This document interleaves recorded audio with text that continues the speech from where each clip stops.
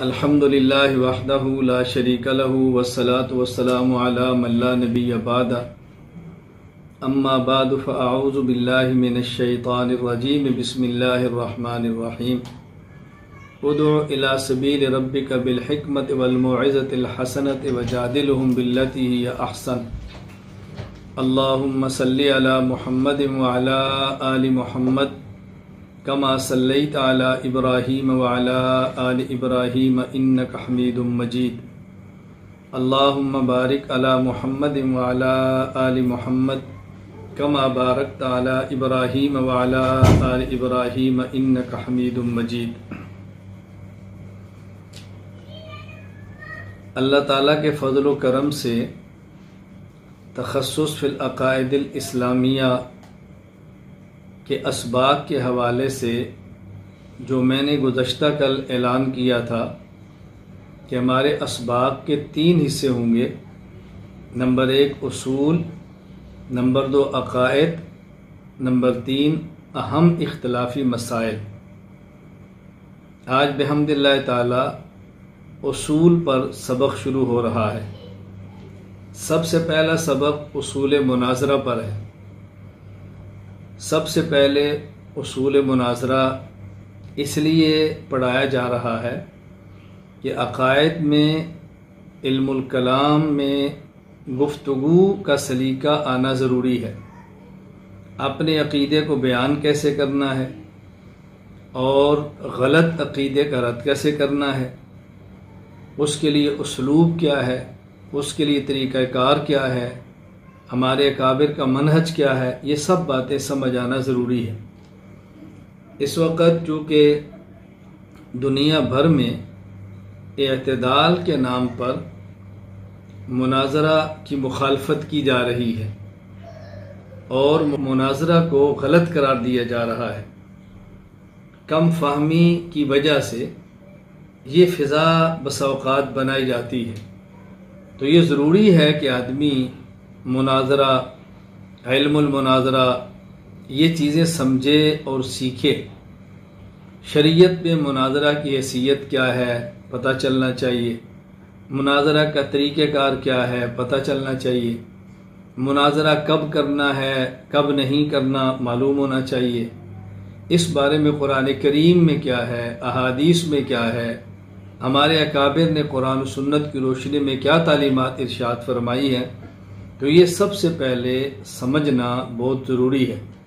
اللہ تعالی ہمیں سمجھنے کی توفیق عطا فرمائے۔ اصول مناظرہ کے حوالہ سے یہ بات ذہن نشین فرما لیں، مناظر کے لیے اصول مناظرہ کے حوالہ سے 10 باتوں کا جاننا اور سمجھنا ضروری ہے۔ میں نے 2 لفظ استعمال کیے ہیں، نمبر 1 جاننا اور نمبر 2 سمجھنا۔ بعض جانتے ہی نہیں، بعض جانتے ہیں لیکن سمجھتے نہیں، تو جاننا بھی ضروری ہے، پھر اس کو سمجھنا بھی ضروری ہے۔ 10 چیزیں۔ نمبر 1 تعریف علم مناظرہ، نمبر 2 موضوع علم مناظرہ، نمبر 3 غرض علم مناظرہ، نمبر 4 مناظرہ، نمبر 5 طریقہ مناظرہ، نمبر 6 ثبوت مناظرہ، نمبر 7 حکم مناظرہ، نمبر 8 آداب مناظرہ، نمبر 9 متعلقات مناظرہ، نمبر 10 اہمیت و حیثیت مناظرہ۔ یہ 10 باتیں ہم نے سمجھنی ہیں۔ ان میں سب سے پہلے تعریف علم مناظرہ، یہ بات یاد رکھیں، ایک ہے مناظرہ، ایک ہے علم مناظرہ۔ مناظرہ اور علم مناظرہ دونوں میں فرق آپ نے سمجھنا ہے۔ نمبر 1 تعریف علم مناظرہ، هو علم يعرف به كيفية آداب إثبات المطلوب أو نفيه أو نفي دليله مع الخصم أو نفي دليله مع الخصم۔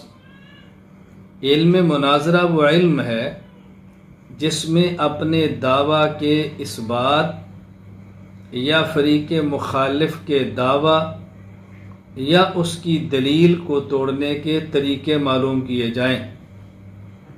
مناظرہ وہ علم ہے کہ جس میں کتنی باتیں معلوم کی جائیں؟ نمبر 1، اپنے دعویٰ کو ثابت کیسے کرنا ہے۔ نمبر 2، جو آپ کا مخالف ہے اس کے دعویٰ کو غلط کیسے ثابت کرنا ہے۔ وہ غلط تو ہے لیکن غلط ثابت کیسے کرنا ہے۔ نمبر 3، جو آپ کا مخالف ہے وہ جو دلیل پیش کرتا ہے اس کی دلیل کا جواب کیا ہے، اس کی دلیل کو کیسے توڑنا ہے، اس کا طریقہ کیا ہے۔ تو علم مناظرہ میں بنیادی طور پر 3 باتیں سمجھی جاتی ہیں۔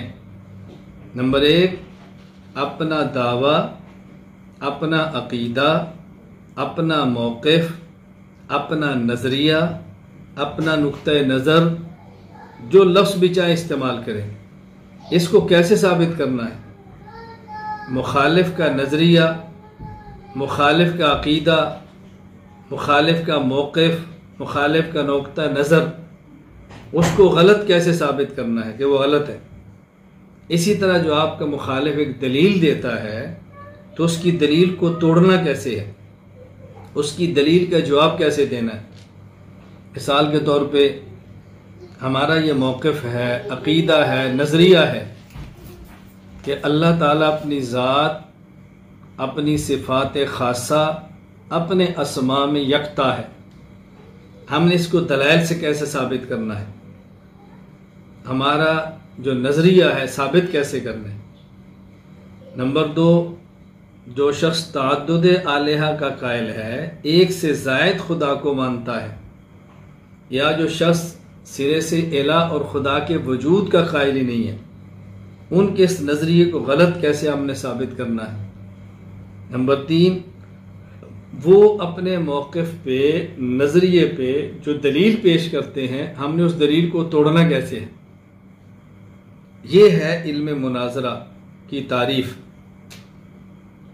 کہ جس علم سے یہ 3 چیزیں معلوم ہوں اس علم کا نام ہے علم مناظرہ۔ ظاہر ہے ہم نے جب عقائد بیان کرنے ہیں تو عقائد بیان کرنے کا طریقہ بھی آنا چاہیے۔ اگر کوئی ہمارے عقیدے کا مخالف ہے تو اس کو سمجھانے کا سلیقہ بھی آنا چاہیے۔ اگر ہمارے پاس عقائد موجود ہیں، ہم عقائد کو جانتے ہیں، لیکن اپنا عقیدہ ثابت کیسے کرنا ہے معلوم نہیں، تو آپ کا جو نفع ہے، آپ کا جو علم ہے، اس کا فائدہ متعدی نہیں ہوگا، اس کا فائدہ دوسروں کو نہیں پہنچے گا۔ عقیدہ آپ نے سمجھ لیا، عقیدہ معلوم کر لیا، لیکن آپ اپنا عقیدہ دوسرے کو سمجھا نہیں سکتے، تو دوسروں کو نفع کیسے ہوگا۔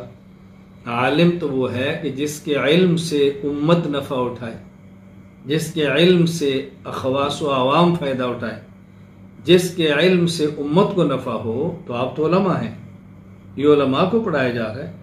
اس لیے اصول مناظرہ غیر علماء کو نہیں، علماء کو پڑھائے جاتے ہیں، تاکہ علماء پڑھیں، علماء اس کو سیکھیں، علماء اس کو سمجھیں۔ اللہ تعالیٰ میں یہ بات سمجھنے کی توفیق عطا فرمائے۔ تو یہ میں نے سب سے پہلے عرض کیا کہ نمبر 1، تعریف علم مناظرہ۔ علم مناظرہ کی تعریف کیا ہے؟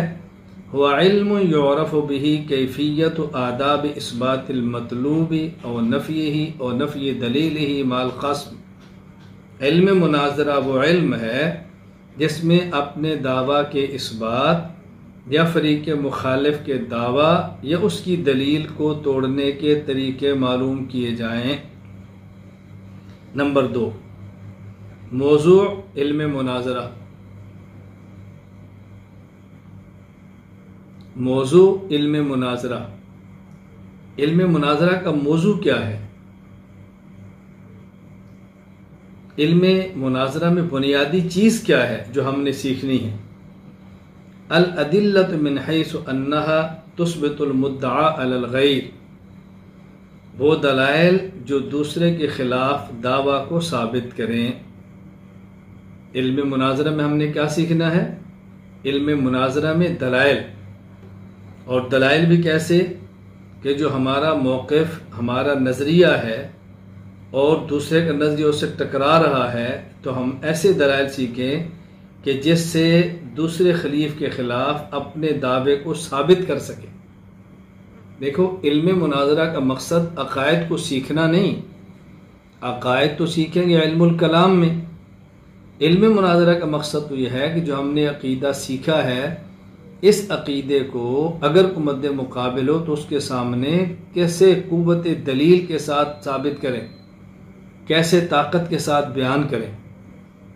اچھی طرح بات سمجھیں، علم الکلام میں عقائد سیکھیں گے اور علم مناظرہ میں ان عقائد کو بیان کرنے کا اور مخالف کے خلاف حجت قائم کرنے کا سلیقہ سیکھیں گے۔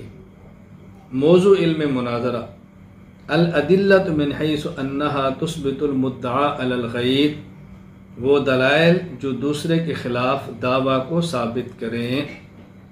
یہاں میں علماء کرام سے گزارش کروں گا کہ عبارات کا ترجمہ کرنا سیکھیں، عربی عبارات کا ترجمہ سیکھیں۔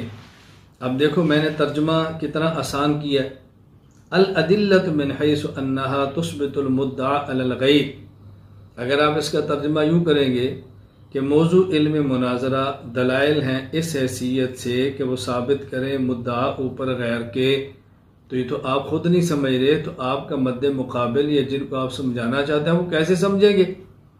اس لیے ضروری ہے کہ آدمی کے پاس درسگاہ کی زبان بھی ہو، بات اچھی طرح سمجھیں، اور اس بندے کے پاس عوامی زبان بھی ہو، درسگاہ کی زبان اصطلاحات کو جانتا ہو، عوامی زبان ان اصطلاحات کو آسان لفظوں میں عوام میں بیان کرنا بھی جانتا ہو۔ اس کا اہتمام کریں انشاءاللہ العزیز۔ ہمارے مشورے میں یہ بات ہے، آئندہ چل کر ہم ایسی فضا بنائیں گے اپنے اسباب کے دوران کچھ عرصہ کے بعد کہ اپنے طلباء، اپنے شرکائے تخصص کو گفتگو کا سلیقہ سکھائیں، گفتگو کا موقع دیں، وہ بھی گفتگو کریں انشاءاللہ العزیز، اور باقی احباب ان کی گفتگو کو سنیں۔ انشاءاللہ ایسی فضا بنے گی، لیکن تھوڑا وقت گزار لیں، تھوڑا سا پڑھ لیں، پھر آپ کو طریقہ بھی بتائیں گے، بولنے کا سلیقہ بھی بتائیں گے، گفتگو کا بھی بتائیں گے، اور انشاءاللہ پھر باقاعدہ گفتگو کا آپ کو موقع بھی فراہم کریں گے انشاءاللہ العزیز۔ نمبر 3، غرض علم مناظرہ، یعنی علم مناظرہ کا مقصود کیا ہے۔ ایک ہے علم مناظرہ کی تعریف کیا ہے، کہ علم مناظرہ کیا چیز ہے، علم مناظرہ کیا چیز ہے، علم مناظرہ کون سا علم ہے۔ وہ ہم نے بتا دیا کہ علم مناظرہ وہ علم ہے کہ جس کے ذریعے اپنے دعویٰ کو ثابت کرنا یا مخالف کے دعویٰ کو ختم کرنا یا مخالف کے دعویٰ کی دلیل کو توڑنا، یہ معلوم ہو۔ اس کا موضوع کیا ہے؟ وہ دلائل جس سے اپنے دعوے کو ثابت کر سکے، اور غرض یعنی یہ کام ہم کیوں کرتے ہیں، یہ علم کیوں سیکھ رہے ہیں، یہ دلائل ہم کیوں حاصل کر رہے ہیں۔ غرض کیا ہے؟ صیانت الذہن عن الخطأ فی الوصول الی المطلوب، مقصود تک پہنچنے میں ذہن کو غلطی سے بچانا۔ ہمارا جو ایک مقصد تھا، ایک ہدف تھا، ایک ٹارگٹ تھا، اس تک ہم صحیح طریقے سے پہنچ سکے۔ ہدف ہے ہمارا کہ ہم اپنا دعویٰ ثابت کریں، دلائل آتے ہوں گے، دلائل کو بیان کرنے کا سلیقہ آتا ہوگا تو اپنے دعویٰ کو ثابت کر لیں گے۔ مقصود کیا ہے؟ غلط نظریات کا رد کریں، دلائل آتے ہوں گے، دلائل کو بیان کرنے کا سلیقہ آتا ہوگا تو غلط نظریات کو رد بھی کر لیں گے۔ اسی طرح مقصود کیا ہے؟ مخالف کے غلط عقیدے کے لیے جو دلیل پیش کی جا رہی ہے اس دلیل کو توڑیں۔ تو اگر اپنے پاس دلیل ہوگی، سلیقہ ہوگا، تو اس دلیل کو توڑ بھی سکیں گے۔ تو یہ مقصود ہے، صیانت الذہن عن الخطأ فی الوصول المطلوب، مقصود تک پہنچنے میں ذہن غلطی کا شکار نہ ہو، ذہن درست سمت میں چلے، اس لیے اس کو سیکھا جاتا ہے۔ نمبر 4، مناظرہ۔ اب سنیں کہ مناظرہ کا معنی کیا ہے۔ مناظرہ ایک ہے، مناظرہ کا علم کیا ہے، ایک ہے مناظرہ کا موضوع کیا ہے، ایک ہے علم مناظرہ، ایک ہے علم مناظرہ کا موضوع، ایک ہے علم مناظرہ کی غرض، ایک ہے مناظرہ۔ جس کا علم آپ نے سیکھنا ہے. پہلی بات مناظرہ، پھر مناظرہ کا علم آپ نے سیکھنا ہے. میں بات سمجھاتا ہوں. ایک ہے کتابت، لکھائی، لکھنا ہے. ایک ہے اس لکھائی کا علم کیسے سیکھیں گے، کیسے لکھیں گے، طریقہ کیا ہوگا. تو کتابت الگ ہے اور کتابت کو سیکھنے کا فن خطاطی، یہ فن الگ ہے، علم الگ ہے. تو یہ بات ذہن نشین فرما لیں. اس لیے میں سمجھا رہا ہوں کہ مناظرہ کا مطلب سمجھیں. اب یہاں بات سمجھیں کہ ایک ہوتا ہے کسی بھی لفظ کا لغوی معنی اور ایک ہوتا ہے کسی بھی لفظ کا اصطلاحی معنی. یعنی اس لفظ کا لغوی معنی کیا ہے اور اس لفظ کا اصطلاحی معنی کیا ہے. لغوی اور اصطلاحی، اس کا مطلب کیا ہوتا ہے، یہ بات اچھی طرح ذہن نشین فرما لیں. ہم نے کہا یہ لغوی معنی ہے اور یہ اصطلاحی معنی ہے. یہ لغوی اور اصطلاحی کا مطلب کیا ہے؟ لفظ کا اصلی معنی جو اہل زبان مراد لیں وہ ہے لغوی معنی، اور لفظ کا وہ معنی جو اہل زبان، اہل علاقہ، اہل فن متعین کر لیں، یہ اس لفظ کا اصطلاحی معنی کہلاتا ہے. فلاں قوم کی اصطلاح میں اس کا معنی یہ ہے، فلاں علاقے میں اس کا معنی یہ ہے. یہ بات ذہن نشین فرمائیں. اس لیے کسی بھی لفظ کا لغوی معنی الگ ہوگا، اصل اس کا جو اہل لغت اور زبان میں معنی ہے. علاقہ بدلنے سے اس لفظ کا معنی بدل جائے گا، قوم کے بدلنے سے معنی بدل جائے گا، فن کے بدلنے سے معنی بدل جائے گا. تو لغوی معنی الگ ہوتا ہے، اصطلاحی معنی الگ ہوتا ہے. تو یہ سمجھنا ضروری ہے کہ لغوی اور اصطلاحی کا مطلب کیا ہے. میں اس کی ایک مثال دیتا ہوں تاکہ بات سمجھ آئے. حدیث پاک میں لفظ ہے اسرعکن بی لحاقا اطولکن یدن. صحیح مسلم باب فضائل زینب ام المؤمنین رضی اللہ تعالی عنہ. اس حدیث کا پس منظر کیا ہے اس کو ذہن میں ذرا رکھ لیں. یہ حدیث تفصیلاً المعجم الاوسط للطبرانی جلد 4 صفحہ 370 حدیث نمبر 6276. حضرت ام المومنین امی عائشہ رضی اللہ تعالیٰ عنہ فرماتی ہیں کان یوم من السنۃ تجمع فیہ نساء النبی صلی اللہ علیہ وسلم عندہ یوما الی اللیل. سال میں ایک دن ایسا آتا کہ رسول اکرم صلی اللہ علیہ وسلم کی ازواج مطہرات رضی اللہ تعالی عنہن صبح سے لے کر شام تک آپ کی خدمت میں حاضر ہوتی اور اکٹھی ہوتی. اللہ اکبر. آپ سب کو سال میں ایک بار اکٹھا فرماتے. وفی ذالک الیوم، اسی طرح ایک دن میں اکٹھی تھی تو رسول اکرم صلی اللہ علیہ وسلم فرمایا اسرعکن لحوقا اطولکن یدن. تم میں سے میرے پاس سب سے پہلے وہ آئے گی جس کے ہاتھ لمبے ہوں گے. عائشہ فرماتی ہے فجعلنا نتزارع بیننا اینا اطول یدین. ہم نے آپس میں اپنے ہاتھوں کو یوں ناپنا شروع کر دیا کہ ہاتھ کس کے لمبے ہیں. تو عائشہ رضی اللہ عنہ فرماتی ہیں فکانت سودۃ اطولہن یدن. حضرت ام المومنین سودہ رضی اللہ عنہ کے ہاتھ سب سے لمبے نکلے. اب ظاہر حدیث کو دیکھیں تو اس کا مطلب یہ ہوگا کہ رسول اللہ صلی اللہ علیہ وسلم کے بعد سب سے پہلے انتقال حضرت سودہ رضی اللہ تعالی عنہ کا ہوگا. فلما توفیت زینب، لیکن حضور اکرم صلی اللہ علیہ وسلم کے جانے کے بعد سب سے پہلے انتقال ہوا حضرت زینب رضی اللہ تعالی عنہ کا.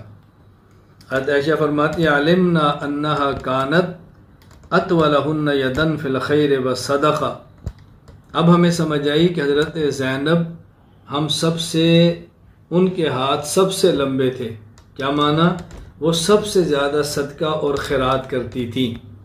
یعنی یہ جو حضور اکرم صلی اللہ علیہ وسلم فرمایا اطولکن یدن کہ میرے پاس تم میں سے سب سے پہلے وہ آئے گی کہ جس کے ہاتھ لمبے ہوں گے. یہاں لغوی معنی مراد نہیں تھا بلکہ عرب کی اصطلاح تھی کہ وہ سخی کو کہتے کہ اس کے ہاتھ بہت لمبے ہیں، یعنی سخاوت میں بہت آگے ہے. اب دیکھیں یہاں لغوی معنی کیا ہے اور یہاں اصطلاحی اور مراد کیا ہے. تو کسی بھی لفظ کا لغوی معنی الگ ہوتا ہے، اصطلاحی معنی الگ ہوتا ہے۔ اور میں سمجھا رہا تھا کہ علاقہ بدلنے سے لفظ کے اصطلاحی معنی بدل جاتے ہیں۔ ہمارے ہاں ایک صوبہ ہے سندھ، ایک صوبہ ہے پنجاب۔ سندھ میں جائیں تو سائیں کا لفظ بڑا مہذب اور بڑے آدمی کے لیے استعمال ہوتا ہے، سائیں سائیں۔ اور ہمارے پنجاب میں آئیں تو سائیں کا لفظ عام طور پہ ایسے آدمی کے لیے استعمال ہوتا ہے جس کی عقل ذرا کم ہوتی ہے، یہ سائیں لوگ ہیں۔ اب دیکھو علاقہ بدلا ہے تو سائیں کا مفہوم بھی بدل گیا ہے۔ بالکل اسی طرح بسا اوقات قوم کے بدلنے سے لفظ کے معنی بدل جاتے ہیں، یعنی ایک لفظ کا معنی اور ہوتا ہے اور دوسرے یہاں اسی لفظ کا معنی بالکل اور ہوتا ہے۔ بہت سارے الفاظ ایسے ہیں، میں آپ اس وقت اس بحث میں نہیں پڑھ رہا کہ میں الفاظ بتاتا رہوں فلاں قوم کا یہ، فلاں قوم کا یہ مطلب الفاظ بدلتے ہیں۔ ہم سنا کرتے تھے کہ اب دیکھو کہ لفظ ہے گرو، ہمارے ہاں گرو کبھی اچھے معنی میں استعمال نہیں ہوتا، اور ملیشیا میں یہ گرو کا لفظ استاذ کے معنی میں استعمال ہوتا ہے، لفظ ایک ہی ہے، ان کے معنی اور ہے، ہمارے معنی اور ہے۔ استری، اب دیکھیں ہمارے معنی اور ہے اور سکھوں کے معنی اور ہے، حتیٰ کہ ملیشیا میں بھی معنی اور ہے، وہ بیوی کو استری کہتے ہیں، سردار جی بھی ایسے کہتے ہیں اور ملیشیا میں بھی ایسے کہتے ہیں۔ ہمارے اس پر ایک لطیفہ معروف ہے کہ ایک آدمی تھا مسلمان، اس کے ہمسائے تھے سردار جی، سکھ تھے، تو اس مسلمان نے سردار جی سے کہا کہ ذرا استری بھیجنا، مقصد یہ تھا کہ بچے کی آدھی استری بھیجنا، مجھے گھر میں کپڑے پریس کرنے، استری بھیجنا۔ سردار جی نے اپنی بیوی کو بھیجا کہ جاؤ، مطلب یہ گھر میں کوئی کام ہوگا تو ذرا جاؤ بات سن کر آؤ۔ تو جب وہ سردار جی کی اہلیہ آئی تو اس مسلمان نے سردار جی سے کہا استری بھیجنا، وہ جو گرم والی ہوتی ہے، گرم والی، مقصد ہے کہ میرے کپڑے پریس کرنے ہیں۔ سو سردار جی نے آگے کہا انہوں ہاتھ لا کے دیکھو، مقصد یہ تھا کہ اس کو ہاتھ لگاؤ تمہیں پتہ چلے گا کتنی گرم ہے۔ اب اس کے استری کا معنی اور تھا اور اس کے استری کا معنی اور تھا۔ تو میں صرف یہ سمجھا رہا ہوں کہ لفظ ایک ہوتا ہے، قوم بدلنے سے معنی بدلتا ہے، علاقہ بدلنے سے معنی بدلتا ہے، شعبہ بدلنے سے معنی بدلتا ہے۔ اب دیکھیں متکلم ایک لفظ ہے، اہل تبلیغ کیا جائیں تو متکلم کا معنی الگ ہے، دینی درسگاہ میں آئیں تو متکلم کا معنی الگ ہے۔ تبلیغ یا متکلم کا معنی جماعت نکلتی ہے، ایک امیر ہے، ایک راہبر ہے اور ایک متکلم ہے، اور ایک مسجد میں بیٹھ کے ذکر کر رہا ہوتا ہے۔ اور ہمارے یہاں متکلم کا معنی کہ علم الکلام پہ گفتگو اچھی کرتا ہے، درست ہے، اس کو عقائد پر پختہ ہے، یہ متکلم ہے۔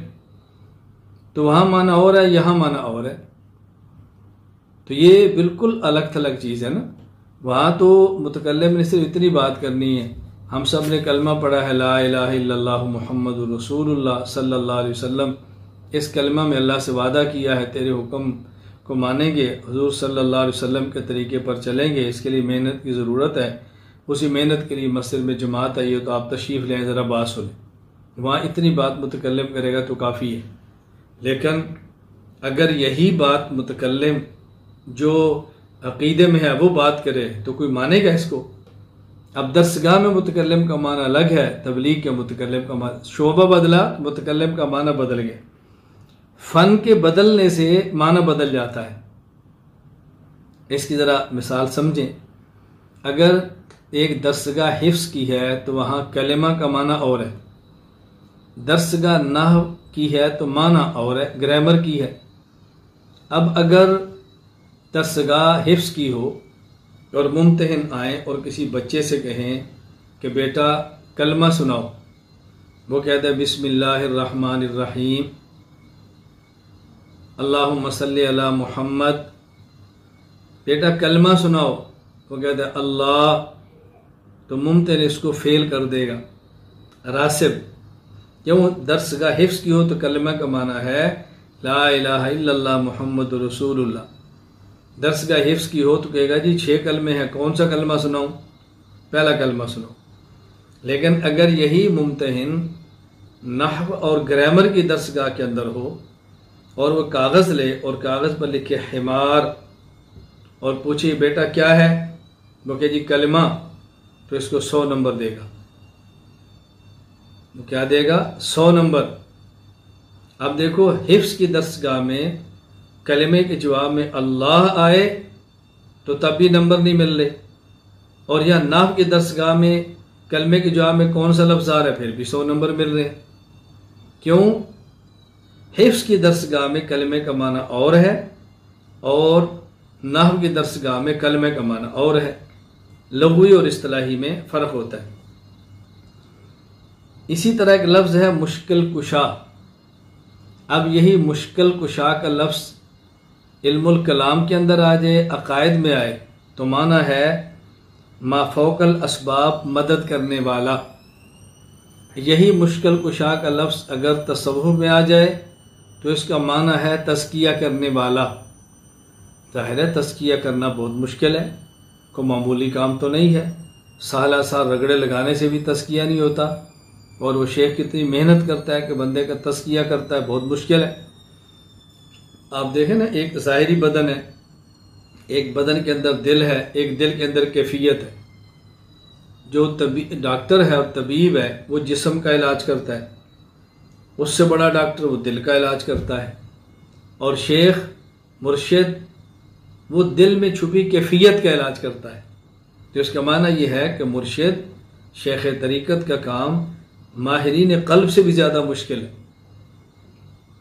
اب لفظ مشکل کشا ہے، عقیدہ کے باب میں معنی فوق الاسباب، مدد کرنے والا، ما فوق الاسباب، مدد کرنے والا اللہ، اللہ کے علاوہ کوئی نہیں۔ اور یہی لفظ جب آ گیا ہے تصوف میں تو مشکل کشا کا معنی تزکیہ کرنے والا۔ یہاں میں ایک بات کرنا چاہتا ہوں، یہ بات سمجھ آئی تو ایک عبارت کا جواب بھی آ جائے گا۔ بہت مشکل اعتراض ہے، بہت پیچیدہ اعتراض ہے، اس اعتراض کا جواب بھی سمجھ لیں۔ گزشتہ کل جب ہمارے ہاں سوالات کے موقع دیا گیا تو اس میں ایک صاحب نے سوال کیا تھا کہ اہم اختلافی مسائل میں کیا عبارات اکابر بھی آئیں گی؟ تو میں نے ان کی خدمت میں گزارش کی تھی کہ آپ ذرا اسباق چلنے دیں، اگر عبارات اکابر رہ گئی تو آپ ضرور سوال کرنا، چلنے تو دیں نا۔ اب آپ ہم سے پوچھیں کہ یہ کون کون سے عقیدہ پر بات ہوگی، اہم اختلافی مسائل میں سے کون کون سا مسئلہ پڑھائیں گے؟ چلنے تو دینا بات۔ جب عقائد پر بات ہوگی پھر کوئی عقیدہ رہ جائے گا تو آپ سوال بھی فرما لیں، اہم اختلافی مسائل میں کوئی رہ گیا تو آپ سوال بھی فرما لیں۔ عبارات اکابر میں سے ایک عبارت آج حل کرتے ہیں اسی اصول کی روشنی میں کہ ایک لفظ ایک فن میں ہو تو معنی الگ ہے، اور وہی لفظ جب دوسرے فن کے اندر چلا جائے تو معنی الگ ہے۔ سید الطائفہ حاجی امداد اللہ مہاجر مکی نور اللہ مرقدہ، جو مرشد ہیں حضرت اقدس مولانا رشید احمد گنگوہی، قاسم العلوم والخیرات مولانا محمد قاسم نانوتوی، حکیم الامت مولانا اشرف علی تھانوی نور اللہ مراقدہم کے، اتنا بڑا شخص، ان کی عبارت پر اشکال ہے۔ حضرت رحمہ اللہ کی کتاب ہے کلیات امدادیہ، یہ مختصر 10 کتابچے ہیں، ان کا مجموعہ ہے۔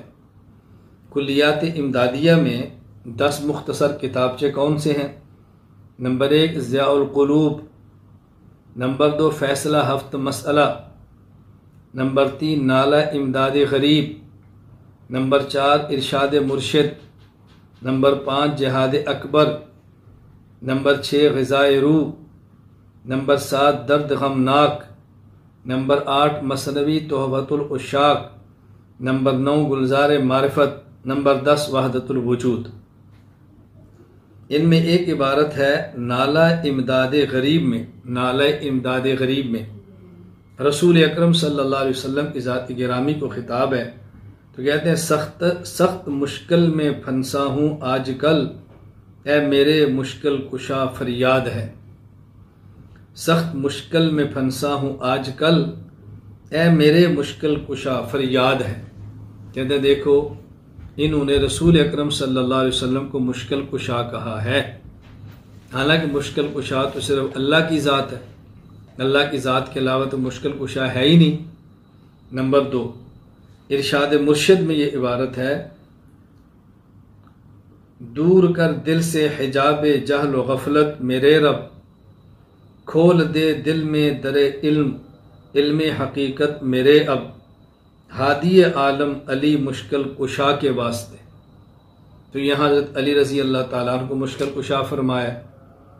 نالہ امداد غریب میں رسول اکرم صلی اللہ علیہ وسلم کو مشکل کشا کہا، اور ارشاد مرشد میں حضرت علی المرتضیٰ رضی اللہ عنہ کو مشکل کشا کہا۔ تو مشکل کشا تو صرف اللہ کی ذات ہے۔ اب یا تو آپ حضرت حاجی امداد اللہ مہاجر مکی رحمہ اللہ پر فتوی کفر لگاؤ، اور یا آپ ان کو اپنے جب شیخ سمجھتے ہیں، بڑا سمجھتے ہیں، تو اس کا جواب دو۔ اب ہوتا کیا ہے، یا دو فریق میدان میں اترتے ہیں۔ ایک فریق اترتا ہے کہ دیکھو اگر ہم فلاں فلاں بزرگ کو مشکل کشا مانتے ہیں تو غلط ہے، تو پھر تم بھی غلط ہو دیوبند والے، حاجی امداد المہاجر مکی نے لکھا ہے اور تم ان کا اپنا بڑا مانتے ہو، تو اگر وہ ٹھیک ہے تو پھر ہم بھی ٹھیک ہیں۔ اور ایک دوسرا فریق آتا ہے، وہ کہتا ہے جی وہ جو فلاں فلاں بزرگ کو مشکل کشا کہتے ہیں مشرک ہیں، تو تم حاجی صاحب کو بڑا مانتے ہو، وہ حضرت علی اور رسول اللہ صلی اللہ علیہ وسلم کو مشکل کشا مانتے ہیں، تو تم بھی مشرک ہو۔ دو فریق آ گئے۔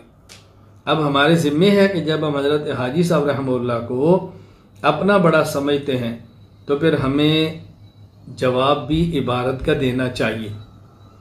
عام طور پہ ہمارے بہت سارے حضرات، میں بڑوں کی بات نہیں کر رہا، عام ایک بات کر رہا ہوں کہ جن کا اس فن سے تعلق نہیں ہوتا، یا علم پختہ نہیں ہوتا، یا کمزوری ہوتی ہے، تو وہ لوگ بڑے آرام سے کہتے ہیں بھی ہمارے کابر کو معصوم تو نہیں، ان سے بھی غلطی ہو گئی۔ بھئی غلطی میں فرق ہے، یہ عقیدے کی غلطی ہے، کفر اسلام کا مسئلہ ہے، کوئی اجتہادی مسئلہ تو نہیں ہے کہ آپ غلطی کے اگر جان چھڑا لیں، غلطی کے اگر جان چھڑا لیں کوئی چھوٹی بات تو نہیں۔ اب اس کا جواب سے بات فرمائیں۔ ہم نے کہا مشکل کشا ایک لفظ ہے، الحمدللہ رب العالمین علی کل حال، جس کا معنی مشکل کشا ایک لفظ ہے کہ جس کا معنی عقیدہ میں، علم الکلام میں الگ ہے اور تصوف میں الگ ہے۔ یہی لفظ جب یہ علم الکلام میں آئے گا تو اس کا معنی ہوگا ما فوق الاسباب مدد کرنے والا، اور جب یہی لفظ تصوف میں آئے گا، علم تصوف میں، تو اس کا معنی ہوگا تزکیہ کرنے والا۔ اب سوال یہ ہے کہ یہ نالہ امداد غریب اور ارشاد مرشد، یہ کتاب تصوف کی ہے یا یہ کتاب عقیدہ کی ہے؟ اگر یہ کتاب عقیدہ کی ہے تو آپ کا اشکال بجا ہے، اور اگر یہ کتاب تصوف کی ہے تو آپ کا اشکال بھیجا ہے۔ حضرت حاجی صاحب جب یہ کتاب تصوف کی ہے اور علم تصوف میں مشکل کشا کا معنی ہے تزکیہ کرنے والا، تو رسول اکرم صلی اللہ علیہ وسلم تو مزکی ہیں، اور تزکیہ نفس کرنا یہ آپ کا منصب ہے۔ قرآن کریم میں ہے وَالَّذِي بَعَثَ فِي الْأُمِّيِّينَ رَسُولًا مِّنْهُمْ يَتْلُو عَلَيْهِمْ آيَاتِهِ وَيُزَكِّيهِمْ، یہ ہمارے پیغمبر کا منصب ہے تزکیہ کرنا، تو اس میں تو کوئی اشکال کی بات نہیں۔ خود حضرت علی المرتضیٰ رضی اللہ تعالی عنہ ہمارے کی سلاسل کے منتہا ہیں، وہاں تک جا کر سلسلے ختم ہو رہے، تو حضرت علی بھی مزکی ہیں، رسول اللہ صلی اللہ علیہ وسلم کے وارث ہیں، تو اشکال کی بات کیا ہے؟ تو جواب کا خلاصہ کیا ہے کہ مشکل کشا کا لفظ علم الکلام میں ہو تو معنی ما فوق الاسباب مدد کرنے والا، مشکل کشا کا لفظ جب علم تصوف میں ہو تو معنی تزکیہ کرنے والا حضرت حاجی صاحب رحمہ اللہ کی کتاب، جس میں یہ عبارت ہے، سخت مشکل میں پھنسا ہوں آج کل، اے میرے مشکل کشا فریاد ہے، نالہ امداد غریب، یہ علم تصوف کی ہے۔ دوسری عبارت، دور کر دل سے حجاب جہل و غفلت میرے رب، کھول دے دل میں در علم علم حقیقت میرے اب، ہادی عالم علی مشکل کشا کے واسطے ارشاد مرشد۔ یہ کتاب بھی تصوف کی ہے۔ اشکال تب ہوتا جب کتاب علم الکلام کی ہوتی، یہ علم الکلام کی نہیں ہے بلکہ علم تصوف کی ہے۔ تو ہمارے اکابرین پر اعتراض کرنے سے پہلے اپنے علمی سطح پر ضرور غور فرمایا کریں۔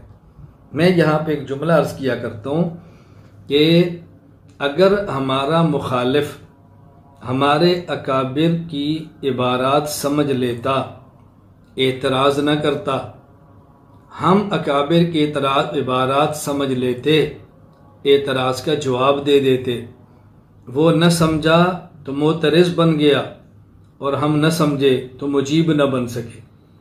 ہماری بحمد اللہ تعالی عالمی اتحاد اہل سنت والجماعت، مرکز اہل سنت والجماعت، احناف میڈیا، خانقاہ حنفیہ، پوری دنیا میں اس کی دعوت اور محنت کی بنیاد یہ ہے ہم اپنے عقائد کو اچھی طرح سمجھ لیں، اپنے عقائد کو دلائل کے ساتھ سمجھ لیں۔ ہمارا مقصد فرقہ واریت کو پھیلانا نہیں، ہمارا مقصد دوسروں پر کیچڑ اچھالنا نہیں، ہمارا مقصد امت میں انتشار پھیلانا نہیں، ہمارا مقصد امت کے ٹکڑے کرنا نہیں، واللہ العظیم بخدا ہمارا ہرگز یہ مقصد نہیں۔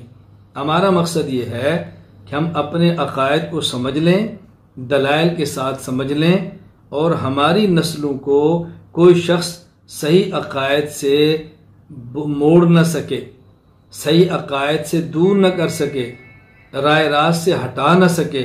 ہم اپنے اکابر کے ساتھ جڑے رہیں، اپنے اکابرین سے جدا نہ ہوں۔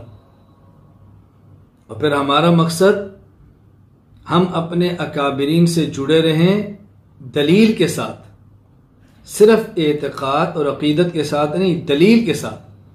ایک ہے جڑنا کسی کے ساتھ عقیدت کی بنیاد پہ، ایک ہے کسی سے جڑنا بصیرت کی بنیاد پہ۔ ہم اپنے اکابرین سے جڑے ہیں، اس کی بنیاد عقیدت بھی ہے اور اس کی بنیاد بصیرت بھی ہے۔ ہمیں اپنے اکابر سے عقیدت بھی ہے، اور بحمد اللہ تعالی اکابر کے عقائد اور دلائل پر ہمیں بحمد اللہ تعالی دسترس اور بصیرت بھی ہے۔ جب عقیدت اور بصیرت دو چیزیں جمع ہو جاتی ہیں پھر اس کو ہٹا کوئی نہیں سکتا۔ محض عقیدت ہو اور بصیرت نہ ہو تو کبھی آدمی تزلزل میں آ جاتا ہے، متزلزل ہو جاتا ہے، الجھن میں آ جاتا ہے، اور کبھی انسان کے پاس عقیدت ہو اور بصیرت نہ ہو، تزلزل میں آتا ہے، متزلزل ہو جاتا ہے۔ اور اگر کسی شخص کے پاس بصیرت ہو اور عقیدت نہ ہو تو پھر اس کا تعلق محبت والا نہیں ہوتا، پھر اپنے اکابرین سے تعلق عشق اور پیار والا نہیں ہوتا، خشک تعلق ہوتا ہے، خشک ہوتا ہے، تر تعلق نہیں ہوتا۔ تو ہم چاہتے ہیں عقیدت بھی ہو اور بصیرت بھی ہو، یہ ذہن نشین فرمائیں۔ میں سمجھا یہ رہا تھا کہ مناظرہ کا ایک ہے معنی لغوی اور ایک ہے مناظرہ کا معنی اصطلاحی۔ لغوی معنی کیا ہے اور اصطلاحی معنی کیا ہے، ان دونوں میں فرق کرنا ضروری ہے۔ مناظرہ کا لغوی معنی جاننے کے لیے ضروری ہے کہ ہم یہ سمجھیں یہ مناظرہ بنا کس سے ہے۔ نون وا را، نظر، مشتق کس سے ہے، بنا کس سے ہے، اس کا ماخذ کیا ہے، اس کی بنیاد کیا ہے، پھر لغوی معنی سمجھ آئے گا۔ تو مناظرہ اگر تو نظیرن سے مشتق ہو تو پھر مناظرہ کا معنی ہوگا ہم مثل ہونا، ناظرہ یناظر مناظرتاً، ایک شخص دوسرے کے مثل ہو، ایک دوسرے کے ہم مثل ہونا۔ اس لیے کہتے ہیں यंबगी लिलमुनाज़िरैन अन यकूना मुतसावियैन फिल इल्म, दो शख्स जो मुनाजरा करते हैं उनके लिए मुनासिब है कि वह इल्म में हम पल्ला हों, इल्म में हम मिसल हों, इल्म में एक दूसरे के करीब हों, एक दूसरे के बराबर हों। ये नहीं कि एक को इल्म की हवा भी नहीं लगी और एक शख्स इल्म के मैदान में बहुत आगे है, अब ये दो आपस में मुनाजरा क्या करेंगे। इसलिए ज़रूरी है कि आदमी मुनाजरा करने वाले इल्म में हम पल्ला हों। हाँ, ये बात ज़हनशीन फरमा लें, ये जो हमने कहा यंबगी लिलमुनाज़िरैन अन यकूना मुतसावियैन, तसावी फ़िल इल्म, इल्म में हम मिसल हूँ, हम पल्ला हूँ। ये तसावी फ़िल इल्म का मतलब क्या है? तसावी फ़िल इल्म ये अमर तकरीबी है, अमर तहकीकी नहीं। अमर तहकीकी का माना कि दोनों मुकम्मल एक जैसे हों, जैसे कुरान उसको आता है वैसे इसको आता है, वो भी हाफिज है तो ये भी हाफिज हो, वो भी सबाशरा का कारी है तो ये भी कारी हो। नहीं, इसका मतलब दोनों कुरान करीम को पढ़ सकते हों तजवीद के साथ, मखारिज के साथ। एक शख्स ने दरस निज़ामी किया, दूसरे ने अपना जो उनका निसाब है उसको मुकम्मल किया, और जो उनका निसाब है ये दोनों आलिम हैं, करीब करीब हो, तो अमर तकरीबी है, अमर तहकीकी नहीं। मुनाजरा का लुग़वी एक माना। दूसरा माना, अगर मुनाजरा नज़रुन से मुश्तक हो, नून ज़ा रा। अब नज़रुन के दो माने हैं, एक है नज़रुन का माना रोयत, देखना, तो फिर मुनाजरा का माना होगा एक दूसरे को देखना। इसलिए कहते हैं यंबगी लिलमुनाज़िरैन अन यकूना, यंबगी लिलमुनाज़िरैन अन युबसिर कुल्लु वाहिद मिनहुमल आखर। मुनाज़रीन के लिए ज़रूरी है कि वो दोनों एक दूसरे को देखें, गुफ्तगू करें तो आमने सामने हों, एक दूसरे पर नज़र रखें, एक दूसरे को देखें। नंबर 3, अगर यही मुनाजरा का लफ्ज़ नज़रुन से बने, नज़रुन से मुश्तक हो, और नज़रुन का माना हो गौर व फिक्र करना, गौर व फिक्र करना। अब इसका माना होगा कि दोनों एक दूसरे के कलाम में गौर व फिक्र करें। मुनाजरा का माना होगा गौर व फिक्र करना, एक दूसरे के कलाम में गौर व फिक्र करना। इसलिए कहते हैं यंबगी लिलमुनाज़िरैन अन यतफक्कर कुल्लु वाहिद मिनहुमा फी कलामिल आखर। मुनाज़रीन में से हर दो को चाहिए कि एक दूसरे के कलाम में गौर व फिक्र करें। जाहिर है जो बात ज़हन में लाकर उसी में बैठे न रहें, दूसरे की बात समझें, फिर उसमें गौर व फिक्र करें, और उसके बाद फिर आप उसका जवाब भी दें, ये ज़रूरी है। नंबर 4, और अगर ये मुनाजरा का लफ्ज़ नज़रुन बमाना इंतज़ार से हो तो फिर माना होगा इंतज़ार करना। मुनाजरा का माना एक दूसरे की इंतज़ार करना। इसलिए कहते हैं यंबगी लिलमुनाज़िरैन अन यंतज़िर कुल्लु वाहिद मिनहुमा इंतहा कलामिल आखर। मुनाज़रीन में से हर एक को चाहिए कि दूसरे की गुफ्तगू के ख़त्म होने का इंतज़ार फरमाएं।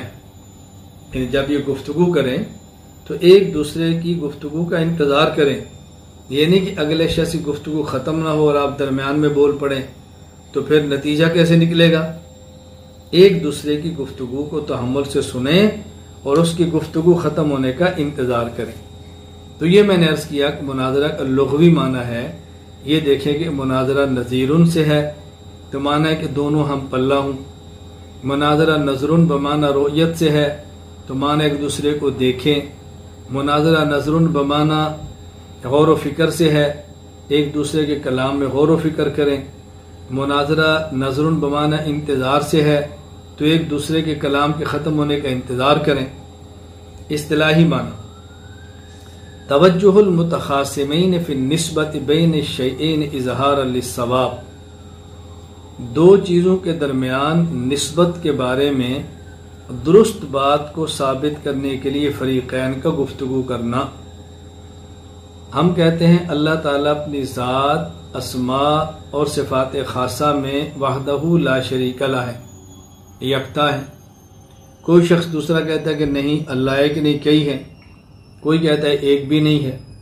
اب ایک بات ہم کرتے ہیں، ایک بات وہ کرتے ہیں، اللہ تعالیٰ موجود ہیں یا موجود نہیں، تو یہ جو نسبت ہے اللہ تعالیٰ کے موجود ہونے کی اور یا نہ ہونے کی، اللہ تعالیٰ ایک ہیں یا ایک سے زائد ہیں، یہ جو نسبت ہے اللہ تعالیٰ اور اس کے ایک یا ایک سے زائد ہونے میں، اس میں درست بات کیا ہے؟ اس درست بات کو ثابت کرنے کے لیے فریقین کا گفتگو کرنا، اسے کہتے ہیں مناظرہ۔ توجہ المتخاصمین فی النسبۃ بین الشیئین اظہارا للصواب۔ میں نے پہلے بھی کہا، اب پھر یہ بات کہہ رہا ہوں کہ اصطلاحات کا آسان لفظوں میں ترجمہ کرنا سیکھیں تاکہ دوسرے کو بات سمجھ آئے۔ اب اگر آپ یہ کریں متخاصمین کا متوجہ ہونا، تو متوجہ ہونا تو کافی نہیں نا، مناظرہ تو توجہ سے نہیں ہوگا، مناظرہ تو بولنے سے ہوگا۔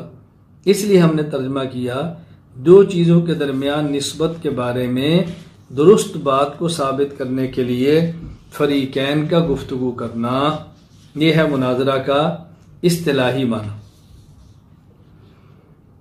فائدہ نمبر، میں نے پہلے بات سمجھائی کہ لغوی اور اصطلاحی میں فرق کیا ہے، یہاں ایک دوسری بات سمجھیں مناظرہ کے حوالے سے۔ یہ ہم نے کہا نا کہ مناظرہ کا معنی کیا ہے؟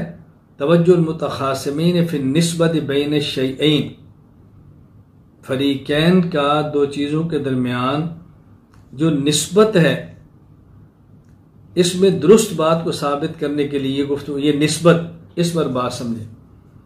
یہ جو مناظرہ ہوگا، ایک ہوتی ہے نسبت ناقصہ، ایک ہوتی ہے نسبت تامہ، پھر نسبت تامہ میں ایک ہے تامہ خبریہ، ایک ہے تامہ انشائیہ۔ دو چیزوں کے درمیان جو تعلق ہے، اس تعلق کا نام ہے نسبت۔ مناظرہ جو ہوگا وہ نسبت ناقصہ میں بھی نہیں ہوگا، نسبت انشائیہ میں بھی نہیں ہوگا، نسبت تامہ خبریہ۔ اب دیکھیں مناظرہ کس میں ہونا ہے، اس لیے ہم کہتے ہیں لا يتحقق المناظرۃ فی النسبۃ الناقصۃ بین الشیئین ولا فی الانشائیات۔ مناظرہ جب بھی ہوگا نسبت تامہ خبریہ میں ہوگا، نسبت ناقصہ میں بھی نہیں ہوگا اور نسبت تامہ انشائیہ کے اندر بھی نہیں ہوگا۔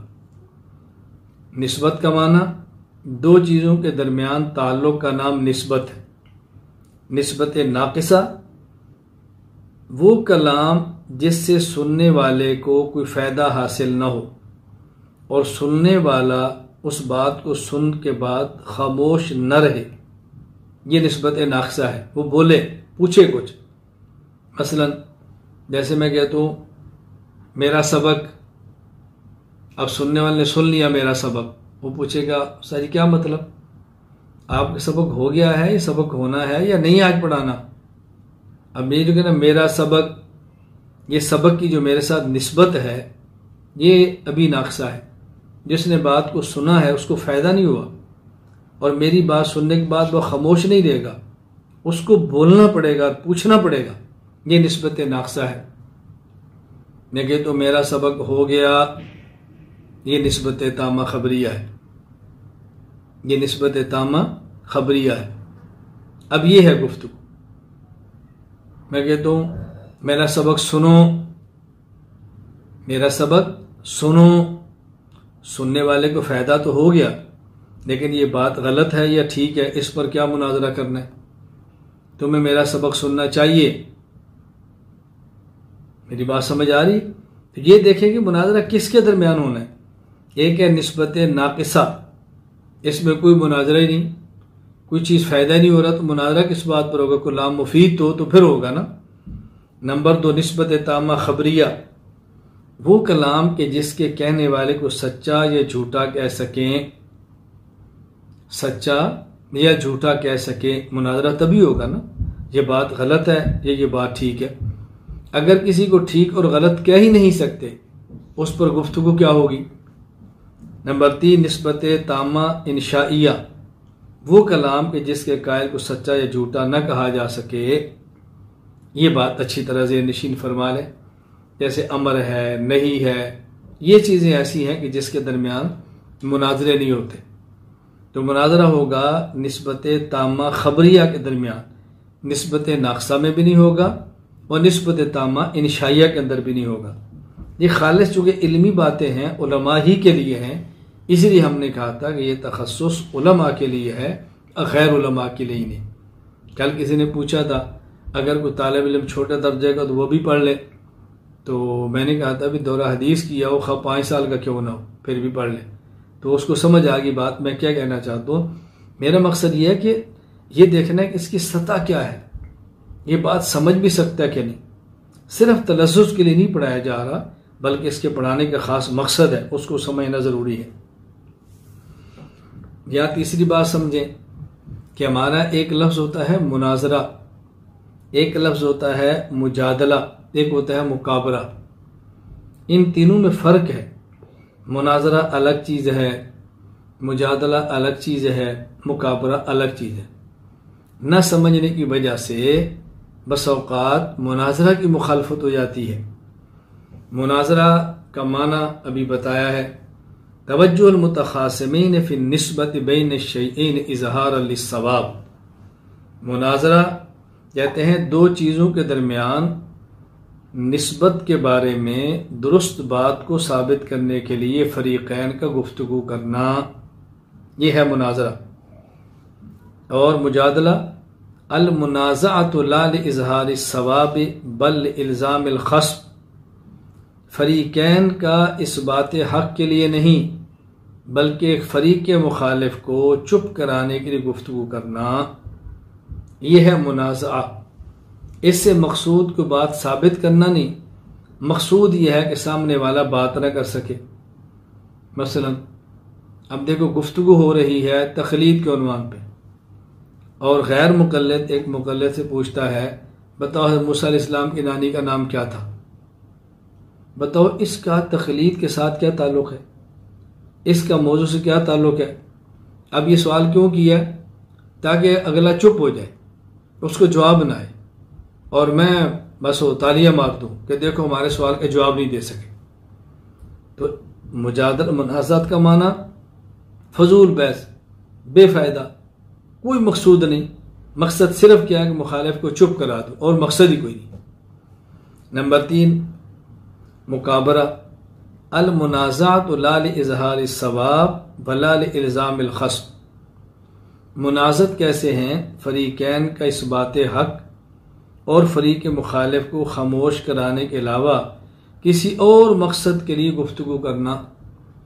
نہ گفتگو کا مقصد کوئی دعویٰ ثابت کرنا ہے، نہ گفتگو کا مقصد مخالف کو چپ کرانا ہے.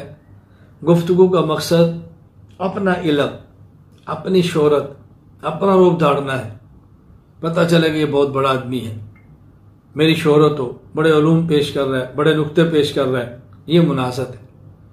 تو ایک ہے مناظرہ، ایک ہے مجادلہ، ایک ہے مقابلہ.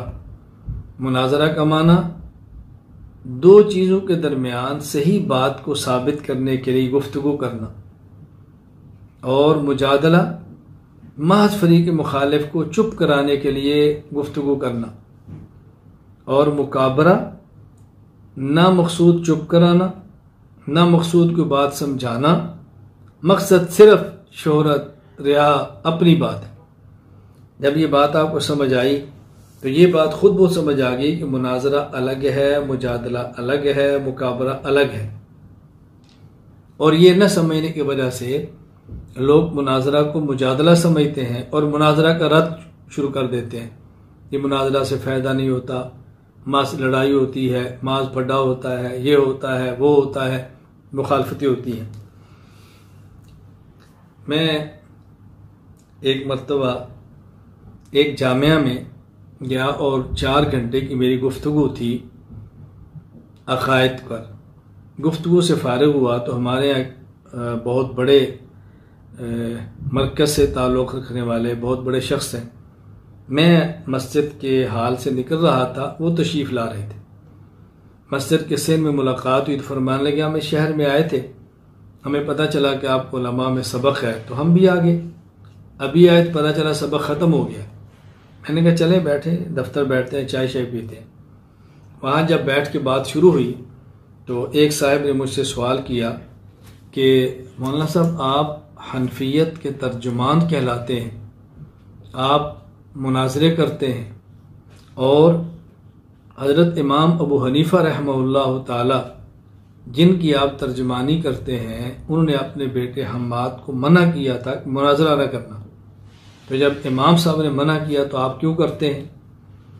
میں نے کہا مجھے یہ بتائیں کہ حضرت امام ابو حنیفہ رحمہ اللہ تعالی خود مناظرہ کرتے تھے؟ کہا جی ہاں۔ تو میں نے کہا اگر غلط ہے تو خود کیوں کرتے تھے؟ تو فوراً فرمانے لگے کہ انہوں نے اپنے بیٹے سے کہا ہم تو اللہ کے لیے کرتے ہیں، تم اپنی شہرت اور ذات کے لیے کرو گے بچنا۔ تو میں نے کہا آپ کا میرے بارے میں کیا خیال ہے کہ میں شہرت کے لیے کرتا ہوں یا ذات کے لیے؟ نہیں جی ہماری نہیں۔ میں نے کہا بات تو صاف ہونی چاہیے نا، نہیں بدگمانی نہیں۔ میں نے کہا نہیں، بات صاف کریں، آپ نے جو بات فرمائی تو کیوں فرمائی؟ وہ خاموش ہو گئے۔ میں نے کہا دیکھیں اگر غلط تھا تو امام صاحب خود کیوں کرتے، ٹھیک تھا تو بیٹے کو کیوں منع کیا؟ حضرت امام صاحب سمجھا رہے ہیں کہ اللہ کے لیے کرنا ہے، اپنی ذات کے لیے نہیں کرنا، تو اس کا مناظرہ سے کیا تعلق ہے؟ نماز بھی اللہ کے لیے ہو تو ٹھیک، شہرت کے لیے ہو تو غلط، خیرات اللہ کے لیے ہو تو ٹھیک، شہرت کے لیے ہو تو غلط، تبلیغ اللہ کے لیے ہو تو ٹھیک، شہرت کے لیے تو غلط، اس میں ایک مناظرہ بیچارے کا کیا قصور ہے؟ تو پھر میں نے ان سے عرض کیا کہ میں تو مناظرہ کرتا ہی نہیں ہوں، میں نے تو کبھی مناظرہ نہیں کیا، مناظرہ پڑھاتا ہوں، کوئی کرتا ہے تو شرائط دیکھ کے دیتا ہوں، کئی مرتبہ مناظرے کی صدارت بھی کی ہے، کئی مرتبہ معین مناظر بنا ہوں، بذات خود میں تو نہیں کرتا۔ شروع میں ہم نے کیے بئی معنی صدارت کی، شرطیں لکھ کے دی، معین بنا، مقصد کیا تھا کہ ایک ٹیم تیار ہو جائے اور مد مقابل کو شور اور کھپ ڈالنے کا موقع نہ ملے۔ الحمدللہ ہم اس مقصد کے اندر کامیاب ہیں، اللہ کا کرم ہے، بہت بڑی تعداد تیار ہو گئی ہے، کوئی الجھن نہیں کہ ضرورت پیش آئے تو افراد موجود ہیں۔ تو مجھے کہتا ہے تو لکھا ہوتا ہے آپ کے ساتھ مناظر اہل سنت، میں نے کہا جو ہمارے مرکز سے کتاب چھپتی ہے اس میں لکھا ہوتا ہے یہ لوگ لکھتے ہیں، کیا یہ لوگ لکھتے ہیں؟ میں نے کہا اس میں میرا کیا قصور ہے، لوگ کیا کہتے ہیں اس میں تو ہمارا قصور نہیں۔ خیر ان کو بات سمجھ آئی، میں جو بات سمجھا رہا ہوں مثال دے کر کہ مناظرہ اور مجادلہ اور مکابرہ یہ تینوں الگ الگ ہیں۔ یہاں ویسے درمیان میں بات آ گئی تو میں عرض کرتا ہوں کہ تین لفظ سمجھیں، ایک ہوتا ہے لفظ مباطنہ، ایک ہوتا ہے مصادرہ، ایک ہوتا ہے معانقہ۔ یوں ملاقات کریں کہ پیٹ سے پیٹ ملے اسے کہیں گے مباطنہ، اور یوں ملے کہ سینے سے سینہ ملے اسے کہیں گے مصادرہ، اور یوں ملاقات کریں کہ گردن سے گردن لگے اسے کہتے ہیں معانقہ۔ اب دیکھیں جو سنت ہے وہ مصادرہ یا مباطنہ نہیں بلکہ معانقہ ہے، تو جو لفظ ہم بولتے ہیں اس لفظ کا معنی بھی سمجھ آنا چاہیے۔ تو مناظرہ الگ چیز ہے، مجادلہ مکابرہ الگ چیز ہے، ان میں فرق اچھی طرح سمجھ لیں۔ میں نے شروع میں آپ کی خدمت میں عرض کیا تھا کہ مناظر کو 10 باتیں جاننا ضروری ہے۔ نمبر 1 تعریف علم مناظرہ، نمبر 2 موضوع علم مناظرہ، نمبر 3 غرض علم مناظرہ، نمبر 4 مناظرہ، نمبر 5 طریقے مناظرہ، نمبر 6 ثبوت مناظرہ، نمبر 7 حکم مناظرہ، نمبر 8 آداب مناظرہ، نمبر 9 متعلقات مناظرہ، نمبر 10 اہمیت و حیثیت مناظرہ۔ ابھی میں نے آپ کی خدمت میں صرف 4 چیزیں پیش کی ہیں، تعریف علم مناظرہ، موضوع علم مناظرہ، غرض علم مناظرہ اور مناظرہ، یہ صرف 4 چیز پیش کی ہیں۔ نمبر 5 طریقہ مناظرہ، اس کو ذہن نشین فرمائیں۔ طریقہ مناظرہ،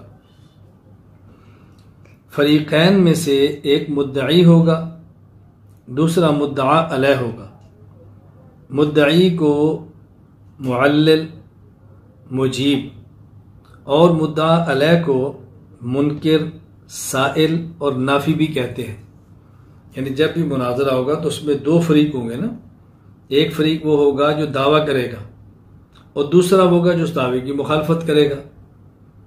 ہمارا عقیدہ ہے نبی معصوم ہے، دوسرے کا عقیدہ ہے کہ نبی معصوم نہیں، ہمارا عقیدہ ہے کہ غیر نبی معصوم نہیں ہوتا، بعضوں کا عقیدہ ہے کہ غیر نبی بھی معصوم ہوتا ہے۔ تو یہ ہے مناظرہ میں بنیادی چیزیں۔ طریقہ مناظرہ کیسے ہوگا؟ ایک مدعی بنے اور ایک مدعا علیہ بنے۔ اب ان میں جو مدعی ہے اس کی تعریف کیا ہے؟ سائل، نافی، منکر، مدعا علیہ، اس کی تعریف کیا ہے؟ مدعی کہتے ہیں من نسب نفسہ لاثبات الحکم بالدلیل او التنبیہ۔ مدعی وہ ہے کہ جو دعویٰ کو دلیل یا تنبیہ کے ساتھ ثابت کرنے کی ذمہ داری قبول کرے۔ دوسرے لفظوں میں مدعی وہ ہے جو اپنے دعوے کو دلیل یا تنبیہ کے ساتھ ثابت کرے، یہ ہے مدعی۔ نمبر 2 سائل، من نسب نفسہ لنفی الحکم۔ سائل، منکر، مدعا علیہ اور نافی، یہ وہ شخص ہے جو مدعی کے دعویٰ کو توڑنے کی ذمہ داری قبول کرے۔ بالفاظ دیگر، جو مدعی کے دعویٰ کو نہ مانے اور مدعی کے دعویٰ کو توڑے، اسے کہیں گے سائل۔ ایک مدعی اور ایک مدعا علیہ۔ ہم نے یہاں ایک بات کی ہے کہ مدعی کسے کہتے ہیں؟ کہ جو اپنے دعویٰ کو دلیل یا تنبیہ کے ساتھ ثابت کرے۔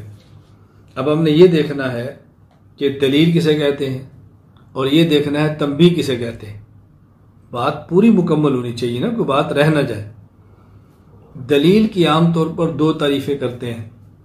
نمبر 1 المرکب من القضیتین للتعدی الی مجہول نظری۔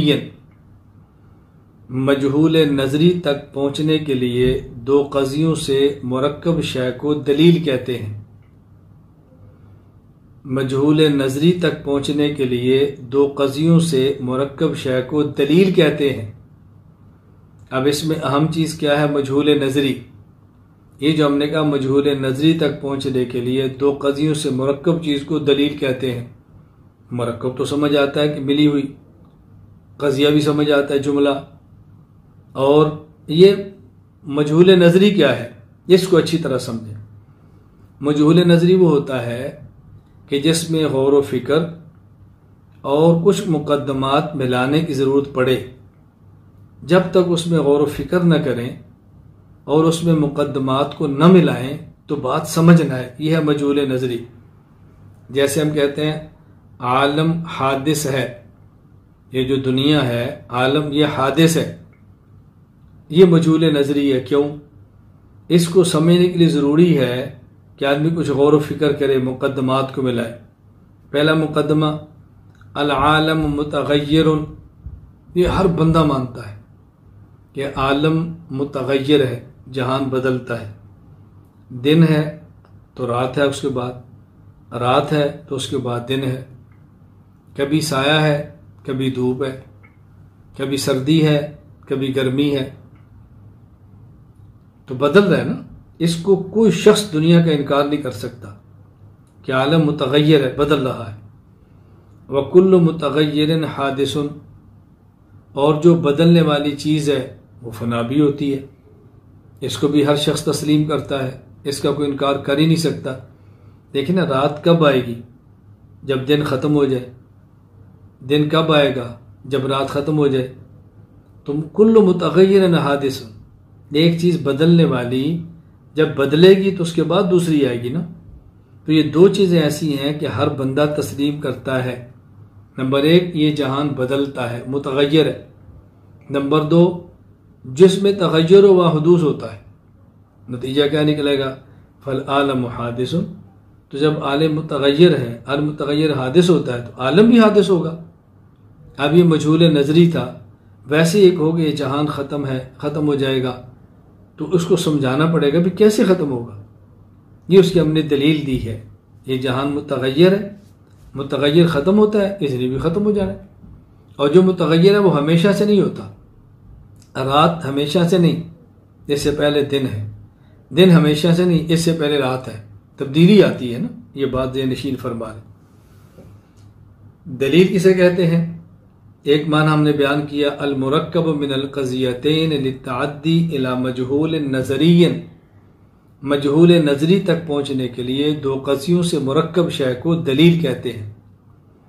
نمبر 2، دلیل کی دوسری تعریف، ما یلزم من العلم به العلم بشیء آخر، دلیل وہ چیز ہے کہ جس کے علم سے دوسری چیز کا علم از خود ہو جائے،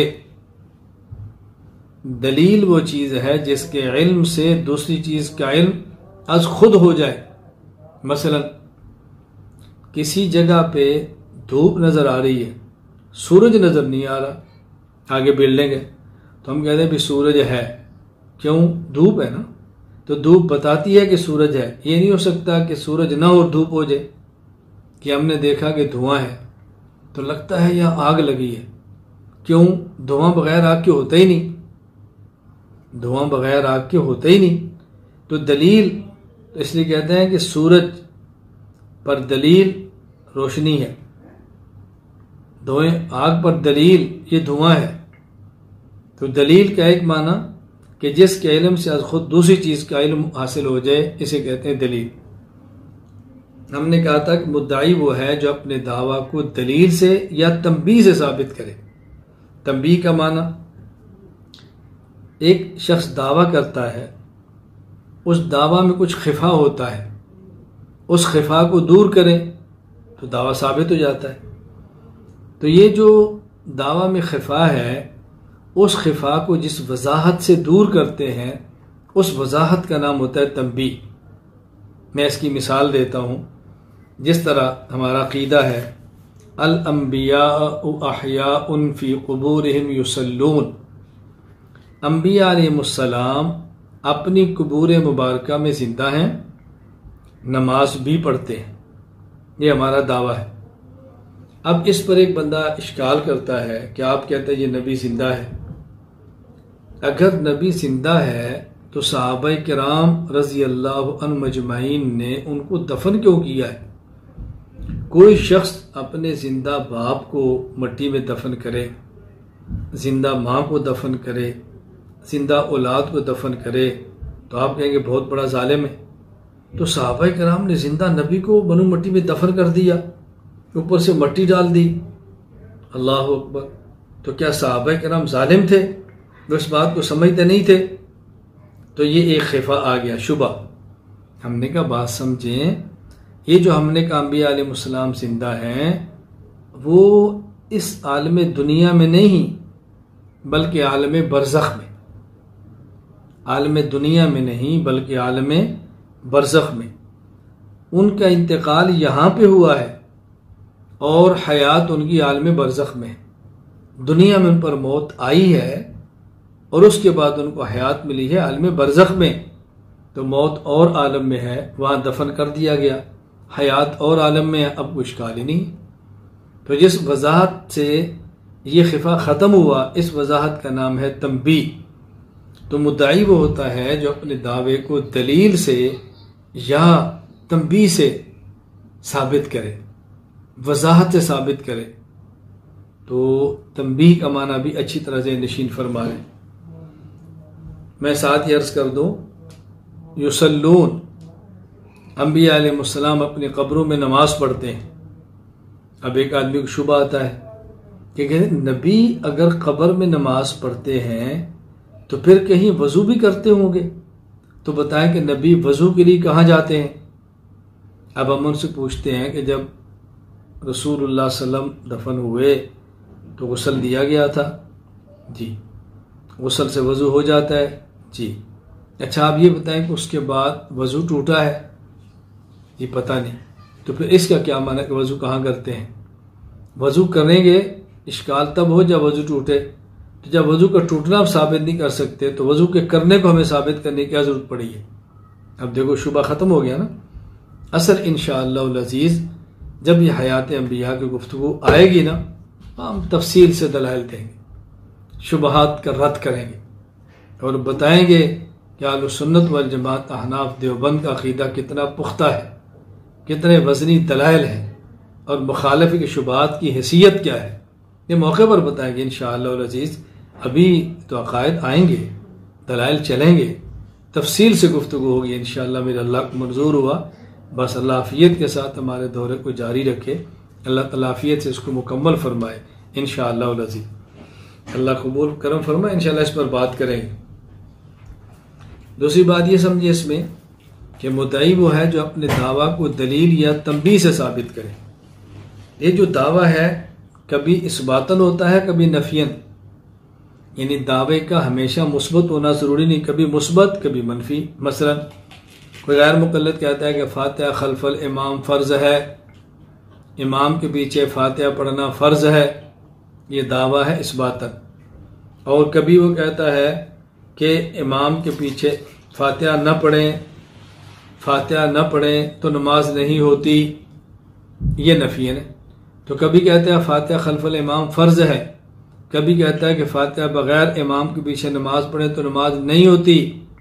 تو کبھی دعویٰ اثباتاً ہوگا، کبھی دعویٰ نفیاً ہوگا، ہمیشہ دعویٰ مثبت نہیں ہوتا بلکہ کبھی منفی ہوتا ہے۔ تیسری بات سمجھیں، آگے انشاءاللہ اس پر بات آئے گی کہ ایک نشست مدعی کی ہے، ایک نشست مدعا علیہ کی ہے، ایک نشست مدعی کی ہے، ایک اس کے مد مقابل نشست منکر کی ہے۔ پہلی نشست مدعی کی ہوتی ہے، دوسری منکر کی، پھر مدعی کی، پھر منکر کی، پھر مدعی کی، پھر منکر کی۔ اور جب مناظرے کا بالکل اختتام ہوگا تو آخری نشست مدعی کو پھر دیں گے، اور اس میں وہ الگ دلیل نہ پیش کرے بلکہ گزشتہ جو اس نے دلائل پیش کیا اس کا خلاصہ پیش کرے تاکہ حکم اور ثالث کو فیصلہ کرنے میں آسانی ہو۔ یہ اپنے موقع پر بات آئے گی۔ تو مدعی کی آخری نشست بھی ہوتی ہے، اور مدعی پہلی نشست بھی مدعی کی ہوگی، اس نے خطبہ پڑھنا ہے، اپنا دعویٰ بتانا ہے، پوری بات کرنی ہے، اور پھر آخری نشست بھی اس کی ہوگی، لیکن اس میں کوئی الگ دلیل نہ پیش کرے، گزشتہ دلائل کو اختصار کے ساتھ پیش کر دے تاکہ بات سمجھ آ سکے، بات حل ہو سکے، ثالث حکم کو فیصلہ کرنے میں آسانی ہو۔ اللہ تعالی ہم سب کو بات سمجھنے کی توفیق عطا فرمائے۔ آگے چھٹا نمبر ہے ثبوت مناظرہ۔ یہ انشاءاللہ ہم آئندہ نشست میں کریں گے۔ اس کی وجہ ایک تو یہ کافی لمبا ہے، اس پر دلائل ہیں، ہم نے تفصیل سے بات کرنی ہے، تو میں چاہتا ہوں کہ پوری گفتگو ایک نشست کے اندر ہو، یہ نشستوں میں تقسیم نہ ہو۔ اور دوسرا، چونکہ آج ہمارے سبق کا دوسرا دن ہے، بہت سارے احباب ایسے ہیں جو تشریف لائے ہیں کہ ایک آدھا جن کو سلیقہ نہیں آیا اندر کیسے آنا ہے اور سبق میں شریک کیسے ہونا ہے، اور کوئی دو چار احباب ایسے بھی ہیں کہ جن کی داخلے کی خواہش تھی لیکن نہیں ہو سکا، ممکن ان کا بھی ہو جائے۔ تو انشاءاللہ العزیز اگلی ملاقات میں پھر اس پر بات کریں گے۔ اللہ تعالیٰ مجھے اور آپ سب کو بات سمجھنے کی، پھر سمجھانے کی، پڑھنے کی، پڑھانے کی، حاصل کرنے کی، آگے پہنچانے کی توفیق عطا فرمائے۔ وآخر دعوانا ان الحمد للہ رب العالمین۔